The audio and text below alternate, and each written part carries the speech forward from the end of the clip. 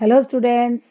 So today we are going to study a new lesson, the banyan tree. This is the last lesson of our English reader and it is very interesting. So you can see the picture. What do you see in the picture? A boy, he's sitting on a tree and there are some birds, there's a mongoose, there's a snake. So we are going to read all about this in this lesson. So let's enjoy. First about the author. Ruskin Bond. He was born on 19 May 1934, is an Indian author of British descent. He lives with his adopted family in Landour, Missouri, India. The Indian Council for Child Education has recognized his role in the growth of children's literature in India. तो इन्होंने बहुत से बच्चों के ऊपर किताबें poems लिखी हैं जिसको Indian council of child education ने मान्यता दी है. He was awarded the Sahitya Akademi Award in 1992 for Our Trees Still Grow in Dehra. ये इनकी किताब थी. His novel in English, इनकी नॉवल थी जो इंग्लिश में इसके लिए इनको प्राइज भी मिल चुका है. He was awarded the Padma Shri in 1999 and Padma Bhushan in 2014 and he is still living in Almora, Missouri. So he is a very famous person और इनकी बहुत सी कहानियां आपने पढ़ी होंगी जैसे मोगली है ना और टाइगर इन द जू बहुत सारी ऐसी कहानियां हैं. चलिए तो हम लेसन स्टार्ट करते हैं. So you can see the lesson begins with a big banyan tree and a boy sitting. Can you notice a boy sitting there on the banyan tree? Yes, and this is the grandfather. He is sitting in the outside the house. Though the house and grounds belonged to my grandparents, the magnificent old banyan tree was mine. So he is saying that the house, ये घर और ground माने जो जमीन है मैदान है वो सब किसको बिलोंग करता है? ग्रैंड पेरेंट्स को, मेरे दादा दादी को. बट द ओल्ड मैग्निफिशियंट माने मार्वलस, बहुत ही मार्वलस अपने आप में एक वंडरफुल आश्चर्यजनक जो बड़ा सा पेड़ है आप देख सकते हैं बैनियन ट्री. बैनियन ट्री में आप देखते हैं ना कि इसकी जो रूट्स होती हैं वो नीचे लटकती हैं फिर वहां से भी पेड़ उगाते हैं. तो ये बैनियन ट्री है ना. वो उसका था. क्यों उसका था? उसका कारण वो बता रहा है कि वो उसका क्यों था. Because grandfather at 65 could no longer climb it. Naturally क्योंकि ग्रैंडफादर 65 ईयर्स के थे और वो पेड़ पे नहीं चढ़ सकते थे. तो पेड़ किसको बिलोंग करता था? उस बच्चे को. और बाकी सब चीजें किसकी है? दादाजी की. उसको उनकी कोई चिंता भी नहीं है. अब ये देखिए, क्या आपने कभी बैनियन ट्री देखा है? अगर आपने देखा होगा तो आपने देखा होगा कि उस पर बहुत सारी ब्रांचेस होती हैं जो जमीन तक आ जाती हैं और फिर से रूट बन जाती हैं. उनके बीच बीच में रास्ते बन जाते हैं. ट्विस्टिंग माने आप ये देख सकते हैं फोटो में ट्विस्ट किया हुआ इठे हुए रास्ते बन जाते हैं और बच्चों को बड़ा मजा आता है. अगर आप कभी बहुत पुराने अगर आप पेड़ की रिंग्स को गिरेंगे तो आपको पता लग जाएगा उस पेड़ की एज कितनी है. तो 500 ईयर्स पुराने पेड़ तक आपने देखेंगे. कई कई पेड़ इतने बड़े हैं जिनके बीच में से रोड बन गया है. अगर आप नेट पे सर्च करेंगे आपको मिल जाएंगी ये सब चीजें. ओके, तो इट्स स्प्रेडिंग ब्रांचेस, उसकी बड़ी हुई फैली हुई branches which hung to the ground, यानी जो जमीन तक लटकी हुई हैं. एंड टुक रूट अगेन, और वहां से फिर से जड़ें बन गई हैं.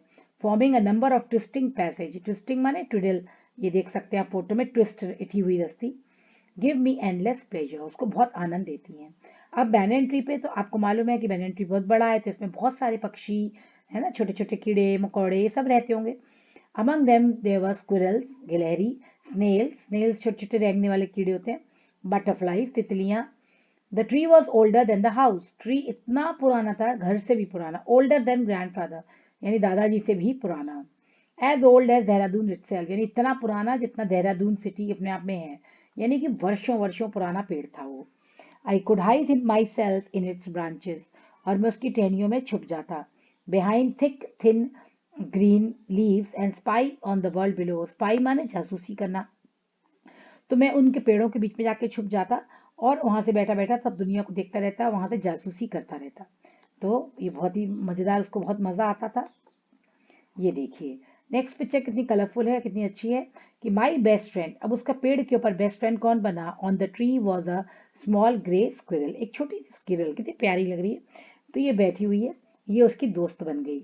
आर्किंग इट्स बैक, आर्किंग माने उसकी पीठ जो पीछे से गोल होती है.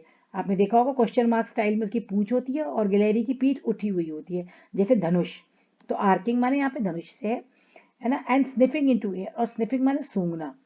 He seemed at first to resent my invasion. Resent माने उसको पसंद, डिसलाइक, उसको पहले डिसेंट माने क्या, पसंद नहीं आना। यहाँ बच्चों ब्लू और येलो में वर्ड मीनिंग्स लिखे हुए हैं, आप इनको नोट डाउन करते जाइए संग संग।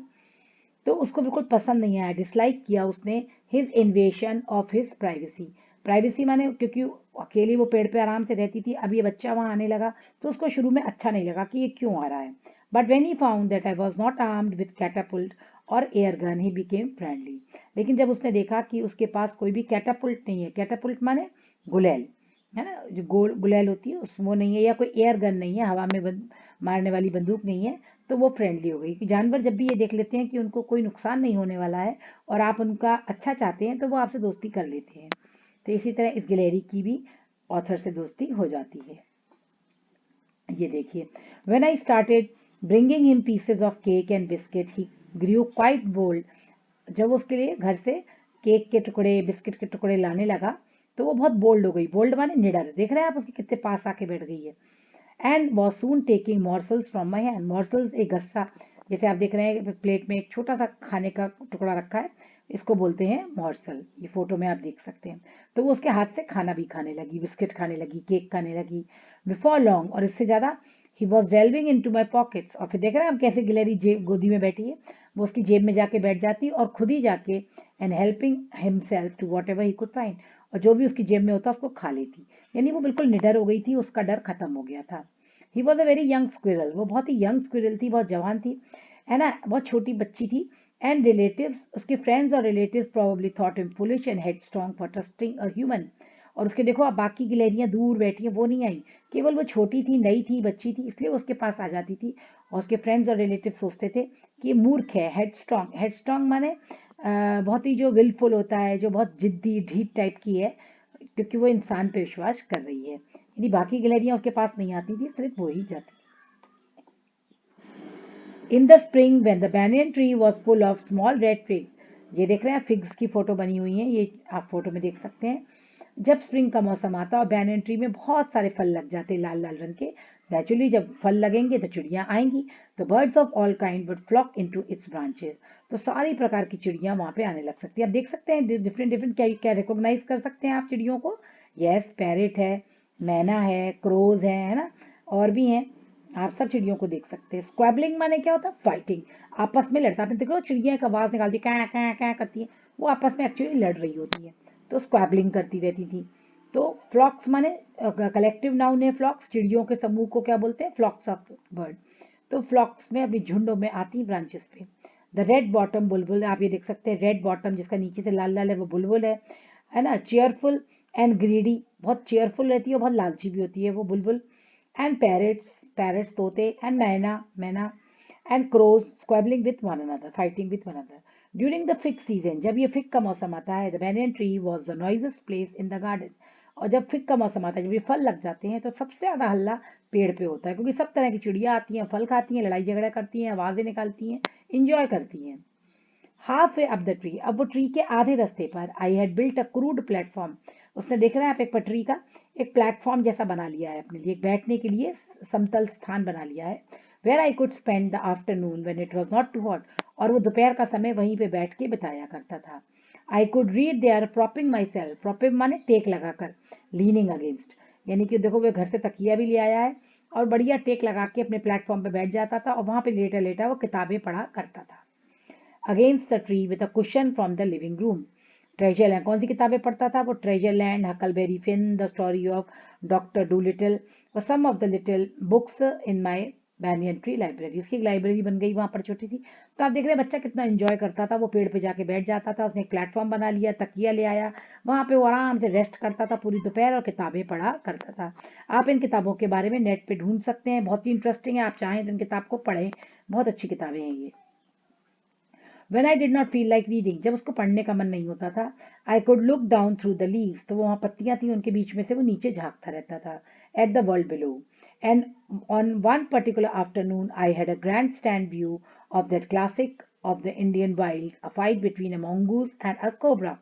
और एक पर्टिकुलर, एक खास आफ्टरनून में उसको एक grand stand view, grand stand view माने एक बहुत विशाल दृश्य, है ना, ऐसी बेस्ट पोजीशन पे था जहाँ पे उसको बहुत ग्रैंड दृश्य दिखाई दिया। किस चीज का, क्लासिक, क्लासिक माने जो बहुत ही परंपरागत झगड़ा है ना, मोंगूज और कोबरा का। इंडियन वाइल्ड, ये दोनों वाइल्ड एनिमल्स हैं, मंगूस भी और स्नेक भी, और दोनों के बीच का झगड़ा देखने का उसको मौका मिला। बहुत कम लोगों को ये चांस मिलता है और वो बहुत लकी था कि उसको पेड़ पे लेटे लेटे ये मौका देखने का मिला जहाँ वो सेफ था। The warm breezes of approaching summer had sent everyone, गर्मी का दिन थे तो गरम गरम हवा चल रही थी, दोपहर में आपको मालूम है लू चलती है ना। अप्रोचिंग समर माने आने वाली गर्मी का इशारा था। Including the gardener into the house, सब लोग घर जा चुके थे, वहां से कोई नहीं था पेड़ के आसपास, गार्डनर भी नहीं था, वो भी माली भी चला गया था। I was feeling drowsy myself, मुझे भी नींद आ रही थी। Wondering if I should go to the pond and have a swim with Ramu and the buffalo, वही सोच रहा था कि क्या करे, गर्मी लग रही है तो जाके पॉन्ड में, तालाब में जाके नहाता हूँ, वहां पे रामू होगा भैंसों के साथ तो वहीं मैं भी नहाऊंगा। वो अभी ये सोच ही रहा था, इतने में उसको ये मौका मिला देखने का। अब आप देख सकते हैं पिक्चर्स में, pictures speak a lot more than 1000 words, isn't it. तो आप ये पिक्चर्स को देख के बहुत कुछ समझ जाएंगे। When I saw a huge black cobra gliding out a clump of cactus, तभी उसने देखा कि एक बड़ा सा ह्यूज ब्लैक कोबरा, कोबरा आप जानते हैं किंग होता है, और वो ग्लाइडिंग यानी कि मूविंग स्मूथली एकदम से खसकता हुआ बाहर निकल आया कैक्टस में से। कैक्टस कांटेदार पौधे होते हैं, फोटो में आप देख सकते हैं, है ना, मोटी मोटी पत्तियां होती हैं इसकी और वो उसमें कांटे होते हैं। गर्मियों में ये इनको कुछ फर्क नहीं पड़ता, डेजर्ट एंड प्लांट्स हैं ये एक्चुअली में। क्लम्प, क्लम्प ऑफ कैक्टस, ये कलेक्टिव नाउन फिर से यूज किया गया है, कैक्टस के ढेर में से कोबरा बाहर निकल आया। Eight the same time a mongoose emerge from the bushes, उसी समय एक mongoose भी आ गया, एक नेवला भी आ गया, ठीक है, झाड़ियों में से निकल के, and ran straight for the cobra. Cobra की और mongoose की बहुत पुराना झगड़ा है, जैसे ही mongoose ने उसको देखा उसके सामने आ गया, ये देखिए आप। इन अ क्लियरिंग, एक सफेद मैदान सा था, साफ सी जगह थी, इन ब्राइट सनशाइन, यानी बैनियन पेड़ के नीचे एक साफ सी जगह थी, मैदान सा था, वहां पर सूरज चमक रहा था बहुत जोर से और वो दोनों फेस टू फेस आ गए। ये पिक्चर में आप देख सकते हैं बच्चों। वर्ड मीनिंग्स आप साइड से नोट करते जाएंगे। Okay, the cobra knew only too well that the grey mongoose, अब कोबरा जो था वो अच्छे से जानता था मॉनगूज के बारे में, ठीक है। 3 feet long was a super fighter, clever and aggressive. देखो बच्चों ये बहुत इंपॉर्टेंट पॉइंट है मॉन्गूज के, कि मॉन्गूज कितना लंबा था, 3 feet लॉन्ग, 3 feet चौड़ा, बड़ा लंबा था। सुपर फाइटर, बहुत ही एक्सलेंट फाइटर था वो, लड़ाकू था, क्लेवर था और एग्रेसिव माने गुस्से वाला था। बट द कोबरा, लेकिन कोबरा को कम मत समझिए आप, कोबरा भी बहुत स्किलफुल था, अपने बिल्कुल निपुण था, अपने स्किल थे उसमें डसने की दूसरों को, एक्सपीरियंस फाइटर, वो भी बहुत अनुभवी फाइटर था। ही कुड मूव स्विफ्टली, और वो बहुत स्विफ्टली मूव कर सकता था, and strike with the speed of light. आपको पता है कि सांप बहुत तेज से अटैक करता है, जब उसको डंक मारना होता है तो बहुत तेजी से आगे को आता है, तो स्विफ्ट मूवमेंट होती है उसकी, बहुत ही बिना किसी उसके। And the sack behind his sharp fangs were full of deadly poison, ये नीचे आप देख रखे हैं फोटे हैं, उसमें मैंने देखो उसके 2 डंक बनाए, डंक के नीचे आप देख रहे हैं पूरे सैक हैं, अगर आप देख सकते हैं ध्यान से तो देखिए कि वो नीले नीले रंग का उसमें लिक्विड भरा हुआ है जो कि जहर है, और वो जो 2 डंक हैं वो उसके फैंग है, यानी डंक, ठीक है। उन डंकों के पीछे उसका सैक है एक, यानी कि एक पूरा थैली भर के जहर है दोनों दोनों में। तो जब वो किसी को डंक मारता है, जब वो फैंग्स किसी में गड़ा देता है तो तुरंत वहां से जहर निकल के उस फैंग के थ्रू उसकी बॉडी में चला जाता है, ठीक है बच्चों, समझ में आ गया। तो वो full of deadly poison, it was a battle of champions, और इन दोनों के युद्ध को चैंपियंस का युद्ध कहा गया क्योंकि दोनों ही चैंपियन है, आपने दोनों के बारे में मैंने आपको बताया। हिसिंग डिफाइंस, डिफाइंस माने अपनी रक्षा, रेबिलियन रेजिस्ट करना, हिसिंग माने फुसफुसाते हुए, सांप जो होता है इतनी जोर से फुसफुसाता है कि सामने वाला डर जाता है। हिज फोक टंग, आप फोटो में देख सकते हैं कि उसकी जीभ आगे से कटी हुई है, जैसे कि चाकू व कांटे वाला चम्मच होता है ना, आगे से कटे रहते हैं वो, वैसे ही उसकी जीभ आप देखिए ध्यान से, उसकी जीभ आगे से कटी हुई रहती है ना। डार्टिंग इन एंड आउट, जिसको वो बार बार अंदर बाहर कर रहा था। The cobra raised 3 of his 6 feet off the ground, और कोबरा आपको पता है खड़ा हो जाता है हवा में, 3 से 6 फीट, 6 फीट उसकी हाइट थी, 3 फीट वो हवा में ऐसा खड़ा हो गया। And spread his broad speckled hood, ये देख रहे हैं आप उसका हुड, मैंने फोटो बना इमेज डाली हुई है जिसमें आप देख रहे हैं कि उसकी हुड है, यानी उसका फन, और ब्रॉड चौड़ा, स्पेकल, स्पेकल माने कलरफुल है, उसमें देखिए आप दुनिया भर की लाइंस बनी है येलो और ब्लैक कलर में, तो वो स्पेकल्ड हुड को फैलाकर अपनी पूरी ऐसे खड़ा हो गया और जीप को अंदर बाहर करने लगा। सोचिए आप कितना ग्रैंड स्टैंड व्यू होगा वो, है ना, बहुत ही भयानक दृश्य होगा। और mongoose भी brushed his tail, mongoose ने भी अपनी टेल को ऊपर हवा में ब्रश करने लगा, बुश करने लगा अपनी टेल को। The long hair on his spine stood up, और उसके बाल जो थे वो उसके चेहरे पर लंबे लंबे बाल वो खड़े हो गए, यानी वो भी बिल्कुल अलर्ट हो गया लड़ाई करने के लिए। तो दोनों बिल्कुल योद्धाओं की तरह आमने सामने आ गए लड़ाई करने के लिए। ये देखिए, ये मैं आपके लिए बहुत कलरफुल पिक्चर लाई हूँ जिसमें सांप और कोबरे की लड़ाई को दिखाया है। ये देखिए mongoose कितना 3 feet long, aggressive, super fighter. सांप के बारे में, कोबरा के बारे में क्या है? स्किलफुल और एक्सपीरियंस।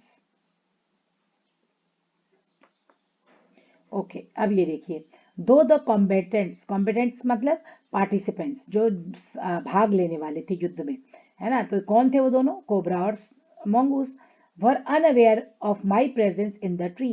वो कहता है कि उनको ये नहीं पता था कि मैं पेड़ में ऊपर बैठा हूँ और चुपचाप उनका युद्ध देख रहा हूँ।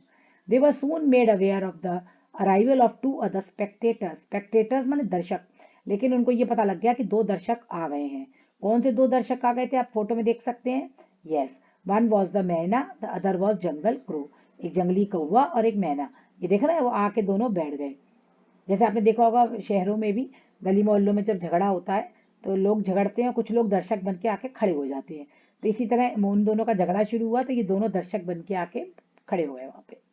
They had seen this preparation for battle, उन्होंने देख लिया था कि अब युद्ध होने वाला, लड़ाई होने वाली है। And had settled on the cactus, और उसी कैक्टस के ऊपर जहां से सांप निकला था उसी के ऊपर वो लोग जाके दोनों बैठ गए। टू वॉच द आउटकम, देखने के लिए कि रिजल्ट क्या होता है। Had they been content only to watch, अगर वो केवल चुपचाप संतुष्ट होके अगर वो ये देखते रहते, अगर वो चुपचाप संतुष्ट होके वो देखते रहते तो शायद कुछ नहीं होता, है ना। All would have been well with both, तो दोनों के लिए सही होता। The cobra stood on the defensive, swaying slowly from south side, cobra लेकिन डिफेंसिव पोजीशन में आ गया और एक तरफ से दूसरी तरफ ऐसे ऐसे लहराने लगा। Slowly from side to side, try to mesmerise the mongoose, और वो mongoose को मेस्मराइज माने अपने जैसे जादूगर जादू डाल देता है ना, ऐसे ही वो उसको मेस्मराइज करने लगा। Into making a false move, और एक फॉल्स मूव, वो कभी इधर इधर को मुंह करता, कभी इधर को मुंह करता सांप, है ना, पूरे में लहराने लगा ऐसे ऐसे, ताकि वो mongoose को अपने प्रेशर में ले सके और mongoose गलत कदम उठाए तो वो mongoose को तुरंत काट ले। But the mongoose new the power of his opponents, लेकिन mongoose अपने दुश्मन की जानता था, ओपोनेंट माने अपना दुश्मन, कि उसकी ग्लासी अनविंकिंग आईज, उसकी चमकदार बिना, अनविंकिंग माने ना झपकने वाली, उसकी पलके ना झपकने वाली आंखों को वो नहीं देख रहा था। और रिफ्यूज टू मीट हिम, उसने उसकी आंखों में नहीं देखा। ही फिक्स्ड हिज गेज, वो लगातार देखता रहा at the point below the cobra, उसकी निगाह कहाँ पे थी? उसकी आंखों को नहीं देख रहा था, वो देख रहा था कोबरा के फन को, कि उसके नीचे किस जगह पे वो अपने दांत गड़ाए। एंड ओपन द अटैक, और उसने अटैक कर दिया। ये देखिए आप, भयंकर युद्ध शुरू हो गया। मूविंग फॉरवर्ड क्विकली, दोनों आगे बढ़े। Until he was just with in the cobra, वो कोबरा के एकदम पास पहुंच गया mongoose। And mongoose made a pretended move on one side, mongoose बहुत चालाक था, mongoose ने नाटक करा कि वो इस तरफ से, एक तरफ से अटैक करने वाला है, तो कोबरा ने उस तरफ अपना ड्रंक मारा, लेकिन वो बहुत तेज था। उसने क्या किया, जैसे ही उसने इधर से उसको अटैक किया, वो दूसरी तरफ से जाके उसने उसके ऊपर अटैक कर दिया। His hood, great hood came down swiftly, but I thought nothing could save the mongoose. But the little fellow jumped neatly to one side and darted in as swiftly as the cobra, biting the snake on the back and darting away again out of reach. तो आप देखिए, जो mongoose होता है वो बहुत फुर्तीला होता है, तो उसने नाटक करा कि वो सांप को एक तरफ से, समझ लो लेफ्ट साइड से काटने जा रहा है, और सांप ने सोचा कि लेफ्ट साइड से आने वाला, तो सांप अपना फन लेके पूरा लेफ्ट साइड पे झुक गया। लेकिन वो बहुत चालाक था, उसने तुरंत वहां से भाग के राइट साइड से आके उसके सांप को पीछे से उसके दांत गड़ा दिया सांप में, और फिर भाग गया। अब आप समझ में आया उसकी चालाकी, उसने उसको कैसे डॉज किया। जैसे आप गेम खेलते हैं ना, तो आप बॉल, सामने वाला बॉल लेने के लिए आता है और आप ऐसे ऐसे करते हैं जैसे आप बॉल इधर से देने वाले हैं, लेकिन आप बॉल दूसरी तरफ से दे देते हैं, तो वो कंफ्यूज हो जाता है, और वो इसी तरह उसने सांप को कंफ्यूज कर दिया। At the same moment that the cobra struck, जैसे ही कोबरा ने उस पर अटैक करा, the crow and the myna hurled themselves at him, crow और मैना जो केवल अभी तक दर्शक थे, वो दोनों उसमें उचक गए, दोनों जाके उसके ऊपर अटैक करने लगे। Only to collide heavily in midway, और दोनों ही आपस में टकरा गए, कौआ और मैना आपस में ही टकरा गए, क्योंकि वो जाके सांप के ऊपर फड़फड़ करने लगे और आपस में टकरा गए। They return to the cactus plant, लेकिन जैसे ही वो दोनों आपस में टकराए वो डर गए और दोनों आके फिर से कैक्टस पे बैठ गए। A few drop of blood glisten on the cobra back, लेकिन तब तक नेवला अपना काम कर चुका था, नेवला ने उसके पीठ में दांत गड़ा चुका था, तो थोड़ा सा खून उसकी पीठ पे निकल आया। फिर देखिए, अब देखिए आप, the cobra struck and miss, अब कोबरा फिर से स्ट्रक करता है और फिर से मिस कर देता है। अगेन द मोंगूस, फिर मोंगूस बार बार यही करता है, लेफ्ट तरफ से अटैक करने की एक्टिंग करता है और फिर जैसे ही वो कोबरा लेफ्ट को जाता है वो आके राइट तरफ से उसके पीठ में घाव कर देता है। और यही खेल चलता रहा, क्योंकि मोंगूस बहुत फुर्तीला होता है और सांप जो होता है उसको बार बार नीचे झुक जाता है तो उसको टाइम लगता है वापस आने में, और इतना टाइम बहुत था किसके लिए, उसके लिए, mongoose के लिए बहुत था इतना time. Again the birds dive at the snake, bumped into each other, फिर से दोनों चिड़िया हवा में उड़ी और एक दूसरे से टकराई, and return shrieking to the safety, और दोनों चिल्लाती हुई अपने अपने सुरक्षित स्थान पे फिर से कैक्टस पे पहुंच गई। यानी कि ये दोनों चिड़िया थी, ये भी बार बार जैसे वो दोनों लड़ते तो ये भी ऊपर आके लड़ने लग जाती और आपस में ही टकरा जाती, फिर जाके कैक्टस पे बैठ जाती, जबकि उनको ऐसा नहीं करना चाहिए था। वही हुआ, आगे देखें क्या होता है।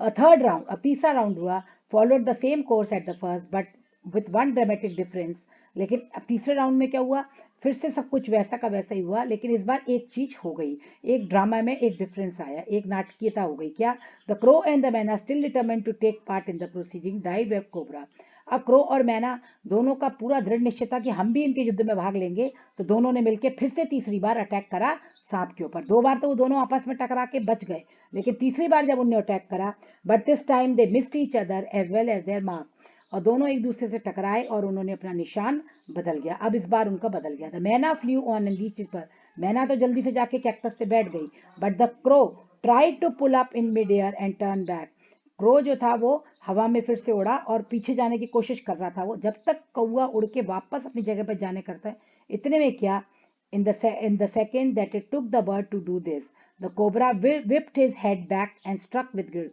कोबरा उतने समय लौटा, कोबरा जो डंक मारने की कोशिश कर रहा था वो वापस को लौटा, और जैसे ही कोबरा वापस लौटा तो बहुत फोर्स में था वो, और वो उसी फोर्स में जाके कौवे से टकरा गया। आप देख सकते हैं फोटो में, his snout thudding against the crow body, इतनी जोर से वो, क्योंकि वो तो युद्ध में बिजी थे दोनों जाने, उनको क्या पता कि कौवा ऊपर उड़ रहा है। जैसे ही वो लौटा तो कौवा जो नीचे था वो वापस जा नहीं पाया था, कौवा सांप से टकरा गया, थडिंग यानी एकदम टकराट हो गई, धाम से टकराया, और क्या हुआ ये देख सकते हैं आप, कौवा मर गया।